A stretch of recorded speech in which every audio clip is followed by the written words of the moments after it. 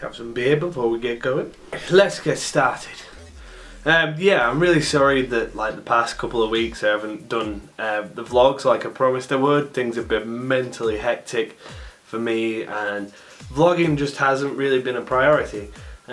So what you gonna do? This is why you should prep for vlogs, so you don't end up changing things like this before you start. There you go, that's pretty good. You know, that's quite nice. Should I close that cupboard? So yeah, I said at the start of this year that I wanted to live in my parents' house for a while because, well, it was cheaper and it meant that I had more money to put into a clothing line, and that was what was important to me right then. I think that school of thought lasted maybe like a week before I got too sick of living here that I decided that I'm going to get another job on the side, contracted work, because it's really hard working freelance. I mean, I think that anyone who works freelance will tell you it is really hard. Like 1 week I could earn like 3 grand in like the space of 2 weeks, and it'd be like, I am so loaded right now, but then you could go like 2 months and you've not earned a single penny. So that makes things like moving out very difficult, because obviously you can't guarantee that you'll be able to pay the rent. People get annoyed if you don't pay the rent. Feels like a lot of vloggers are doing videos about moving out. I'm going to take my jumper off. At the moment I'm just looking for the right place to live. I think I found a really nice place in a place called Padium. But what I wanted to use this opportunity to do is to tell you about sort of my plan for the year after this. Because there's a few things creatively I want to do, and I'd love it if you, yes you, and there is things that I want you to be involved with. For example, I was contacted about maybe 2-3 weeks ago. I used to do sort of bits of stand-up in my early university years, and it's something that I really wanted to get back into. And I got an email a bit ago asking me if I would be interested in doing it again. I have a brief idea of what the stand-up will be about, but other than that there's really not much written. There'll be about 8 dates, mostly in Manchester and Preston at the Frog and Bucket, and that would be amazing if people could come and watch it. Because what would be the point in doing it if people didn't come watch it? My second point is I have a feature film idea. It's an idea I've had for about 4 years. It's not something that can be done independently. I wish it could, because I like doing things independently, but for this to be done right it couldn't be done independently, which is a bit of a shame. And basically it's a sort of horror slasher. I don't think there's been a good horror slasher for about, I can't remember the last good horror slasher. And yeah, I don't think I can really tell you much more about it. There's a script coming together on that shortly. I've got a few people that I want to work with in the script writing process, and it's basically about getting the idea down. I mean, because I have the sort of premise, but I don't really have much more than that. I have a few ideas for sort of plot lines and stuff, and hopefully it'll be something that gets made in the next year or so. The next thing I want to do is shortly after the comedy stuff, after the comedy tour, I want to sit down and I want to try and write a sitcom.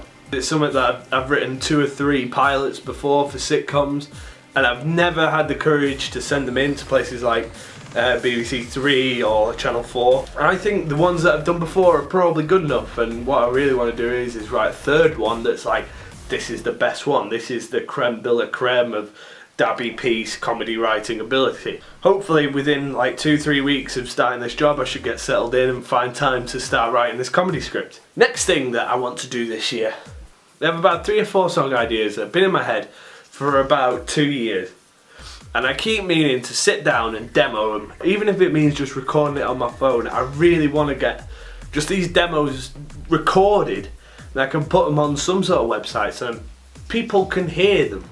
Because what's the point if they're in my head? Depending on the reception of those songs, if there is a reception at all, then maybe move on to recording a properly professionally, a proper EP, maybe.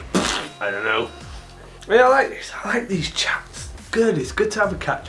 Once I've recorded this and put it on YouTube, it's sort of there, it's immortalised, and almost I'm sort of making a promise to myself that I'll do these things.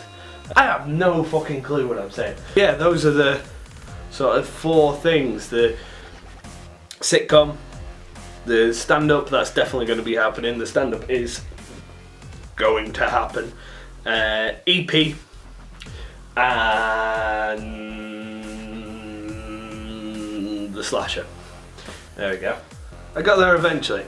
Because I'm really pleased with the year I had last year. I mean, I got this going, that was my main aim. I wanted to get 1,000 voices going, and it's doing really well. The thing that's been pissing me off recently is I use all copyright-free music. But the thing is, YouTube hears music and goes, that's someone's music. Even though I've got it from a website that goes, it's all copyright-free, you can use it for whatever you want. And then YouTube goes, are you sure you're allowed to use it? And it's like, yes, I do. I got it from a copyright-free website. It's all fine. And they go, but do you have written permission? It's like, no, I don't have time to do that. I run a clothing line. Where do I get time to ask people for rights-free music? Yeah, so if anyone wants to write me an outro song, feel free. I'd really appreciate it. Now, there's a few reasons why I decided I no longer wanted to live here, and I decided I needed my own flat. Let's go through some of those reasons, shall we? For starters, I'm quite sure it's got to that stage, like in that episode of Peep Show, when Mark starts buying food that he knows Jeremy doesn't like. There's never any food in. There are foods I like, there are foods I don't like. And it tends to be, at the minute, all the food that we have in is food that I don't like. So basically, I'm starving to death. Most of my clothes have been ruined, purely because I think the washing machine operates on a temperature that is the equivalent of the surface of the sun. I have literally like this shirt left. I've got another 1,000 voices one. I've got another 2,000 voices one. I've got a step up one that's over there. And I think that's about it. Oh, I have an A Day to Remember one that I don't like anyway, because it's one of those like white. It's over there. I'll put it on for you. Yeah, it's one of these ones, the ones that just has like a small badge there, and I don't think they suit me. Come back here. The other reason is this house is constantly cold. It's absolutely freezing, and it actually genuinely depresses me. Like, I don't know if you've ever spent like 3 days freezing cold. It begins to get to you. I'm enjoying just getting all these things off my mind. The other thing, I'm quite sure in my first ever YouTube video that I made about 4 years ago, the first ever video that I made, I ended by saying, thank you for watching, I've been Dabby and you've been you. And now, Tom Fletcher from McFly decides that he's going to start vlogging because his sister does it, and well, he's his own person, he can make his own decisions, but he decides he's going to start vlogging. And how does he end his YouTube videos? That way. He's just blatantly stole it. You've been you, I've been Elton Tom. Fine. He's welcome to it. It's a shit outro anyway. I need another beer. The person that is... Oh, I forgot my beer. You must go back down. My beer. Yeah, my new employer asked me to change my hair. They actually, in the end, so came out and said, if it's important to you, don't change it. It felt like that scene in Black Books. You know, when they asked Bill Bailey to cut his hair off. I'll show it you. I'm sure it's not copyright protected. The hair, Manny! It's a wall between you and the customers, between you and me, between you and the future. We need you to look like this. Not the hair. Please, not the hair. I've had it since I was 9. Still, like, I don't think people understood that it's part of my personality to me, and if I want to change it, I'll change it, and being forced to change it is almost completely against what I stand for. So hold on to your beliefs, kids, they're important. My Thursday evening has turned into my girlfriend does my makeup challenge. I'm going to look more like a lesbian now than I ever have. Drag queen? Yes, it's a dream come true. I'll play that. I'm just going to say now, since I'm filming it, I'm just going to say now this was not my suggestion in any way, shape or form. I don't think it'll really work as a drag queen sort of thing because I've got a beard. I mean, I know some drag queens are unconvincing, but it's definitely the ones that have beards that are the most unconvincing. You know what the follow-up to this challenge is?